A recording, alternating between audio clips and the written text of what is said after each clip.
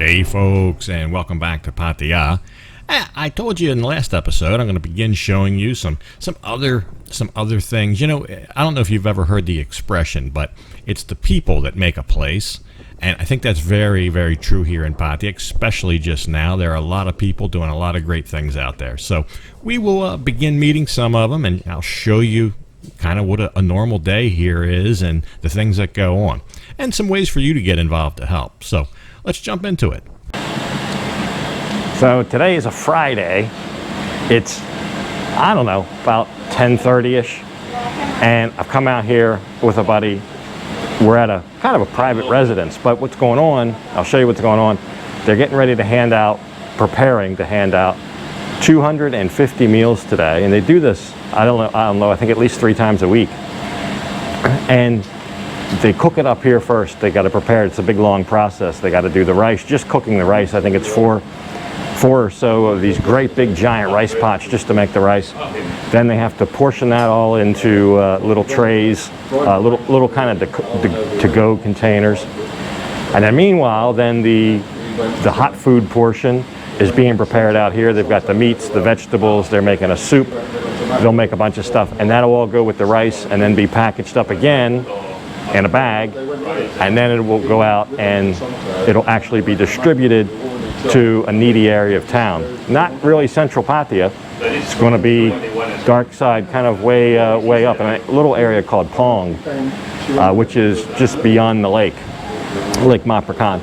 But at any rate, every step of the process has to be done 250 times. So the containers, putting the rice in, putting the food in, packaging it all up, it's a lot of work.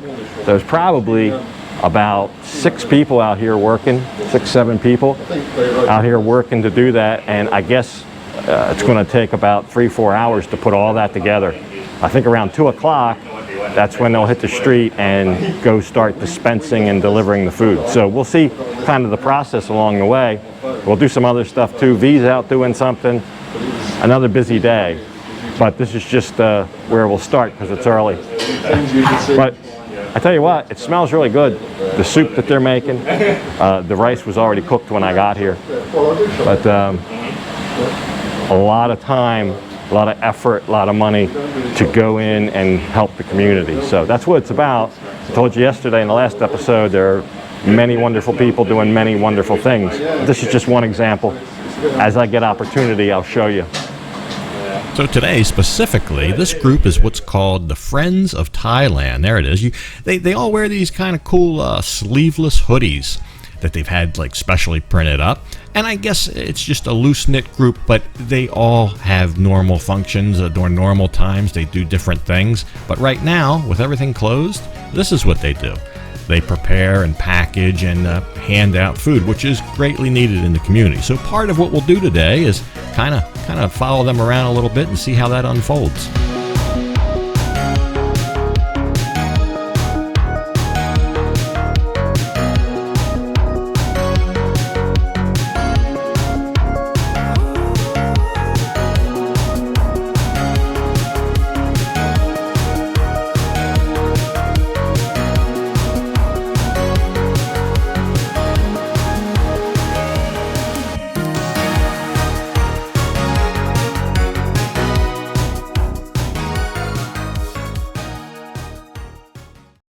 If you've ever been here when they were making a dish called Gaprao Mu, that's one of the features du jour today for the food handout.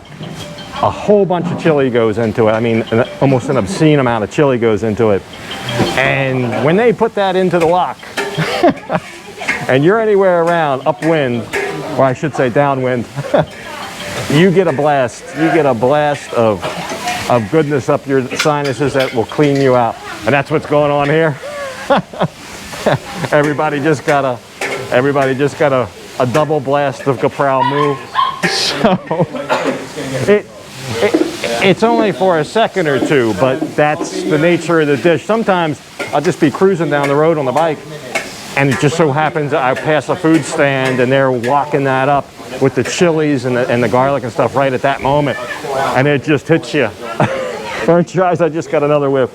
Burned your eyes too, that's another thing. It's almost tantamount to being hit with pepper spray or something. But it doesn't last long, it clears up, but that's like one of the initial steps of the dish. So they're adding the meat in right now. You got an email, yeah? The pork. So once they put the pork in, it kind of calms down a little bit. And the water, that'll cool it down. Continuous shock, so you can break it up as and when you want it. But those chilies, when those chilies go in, stand clear. So yeah, it was a little bit special watching them prepare all this because they are cooking for a huge amount of people. But they made this chicken, like a garlic chicken, this day. Of course, they made a soup. A great soup. That also looked like a chicken soup, I think. And then, of course, we just took a look at the Pat Capral Moo, and that really takes a while to all come together. They started with 15 kilos of pork, and that'll all cook down, of course. But I just bought some of that. I know it's I think it was about 125 baht a kilo. I guess that comes out to about $2 a pound for ground pork. That's quite reasonable, actually, but. That's just one of the ingredients. It's the main ingredient, but they cook that all down, and then it really turns into something special. So that's one of the staple dishes around here. I think most everybody likes that here. So that'll be one of the things that goes in the food handout. So they still have a lot of work because once the food's done, they still got a lot of packaging. So I'll break away from here. And we'll go visit in with somebody else, and we'll head over to the macro. I'll tell you what's going on with that. I got a chauffeured ride over here, and I guess a little bit of a special car. I'll show you that too.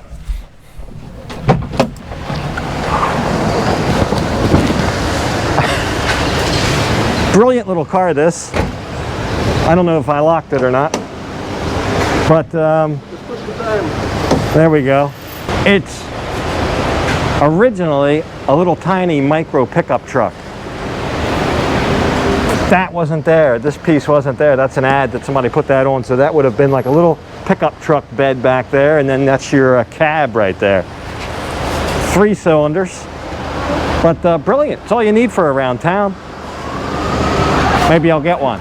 Anyway, come back to the macro. Now, unlike the people we just visited, that we're going to go back when they hand out the food, but my buddy Keith here, he doesn't cook any food. He buys prepared food for children, like fruit and juice, and we saw that on the last video a little bit. We're gonna go out and see if we can get him some stuff to keep him busy. So while we do that, I'll show you what V's doing today. Something similar but different. So V came to me the other night and said there's a kind of I guess you could call it a homeless shelter for cats.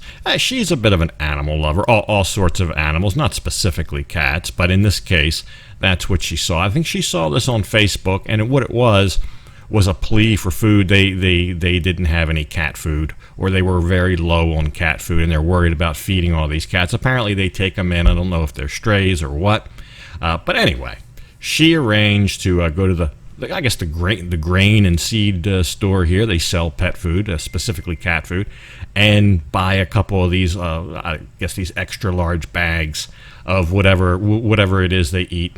I'm not really sure the brand or whatever, but that's what they wanted. That's what they need to feed the cats. So hopefully that'll keep them full, and she really enjoys that. So that's what she did today while I was out with the other folks. But here, we'll catch back up at the macro. Okay, there's everything. And they gave us 4 free Pepsi Colas. I'm not sure why. Promotion. A promotion where you get free Pepsi Cola. So anyway, we'll bag that up. I'll show you the bags. Each kid will get an apple and a yogurt drink. And what are these things again? They're noodles. They're like dried noodles. Dried noodles. But Like a snack, something like a snack. there's a little pack of flavouring in there, and they just eat them dry. Oh, okay. And a lollipop. Lollipop. Yep. So, Like that. so it's a treat for the kids. I mean, he goes back into villages. We'll try to go. Oh, we're over here. Back into kind of very rural, low-income villages, and the kids playing on the streets. He gives out the food, the treats, the bag of treats for them. So that's just one other example. That's just one other example of what's going on. Everybody's trying to do something at these times. So teamwork makes the dream work, right? That's my job, to hold the hatch open. There's none of those strut things. We don't have fancy niceties like that. It's an important job, don't look at it. And so back at the house, he kind of goes through the same drill that the last folks were doing, although he doesn't have to cook the food. So he just takes one of everything, puts it in a bag, wraps it up, rubber bands, whatever, and gets his little care packages packed up and ready to go out to the big food handout today. So let's get down there and meet up with the other folks. In the clinic. Yeah, have. They have people live here. They sleep. Doctor. Thanks. So I got out here a little bit early. They're still packing up. I think they had more food than what they thought, and took them longer to get it together. So it's almost going on 3 o'clock now. But it's another guy brought all this out. So it's going to be a massive giveaway today. But they live around here. Some They live around home. Family. Cannot go anywhere, right? Just help or give some food or give something. There'll be a bunch of people that come, but what she's talking about is people who have to stay home right now because I guess they've tested positive. They have to stay home for 14 days. And I think what the plan is she's going to set aside some of the meals for that kind of group, and then somebody can go deliver meals to those homes. It's almost the concept of the village that was locked down that I showed you last week. I don't think this is done by a village basis. I think it's more of an individual basis. But same kind of thing. They're locked down. They can't even come to the food handout. But there's other people that can come, and they're coming now. So they'll help who they can.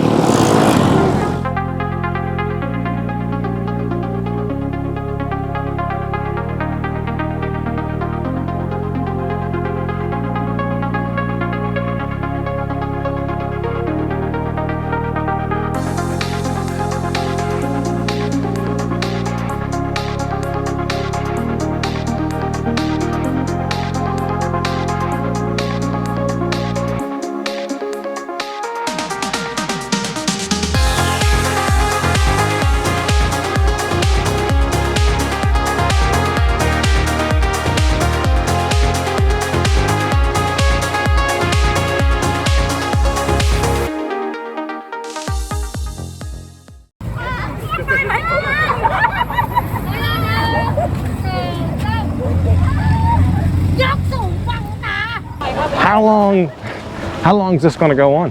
What's the get well date? What's the end game? Nobody knows. And how long can it go on? Well, I think the more awareness that's spread right now, everybody I meet wants to get involved in some way or another.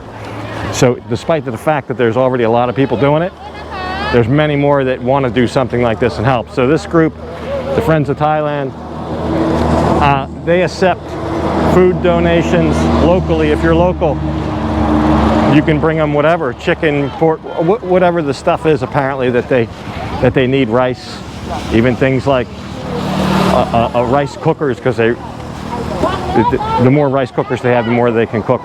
But whatever, if you're local, you want to get involved, there's a great opportunity. They'll accept whatever because they can do it more frequently and feed more people. So meet Davin. Davin, I guess you could say he's kind of the unofficial ringleader here of the Friends of Thailand group.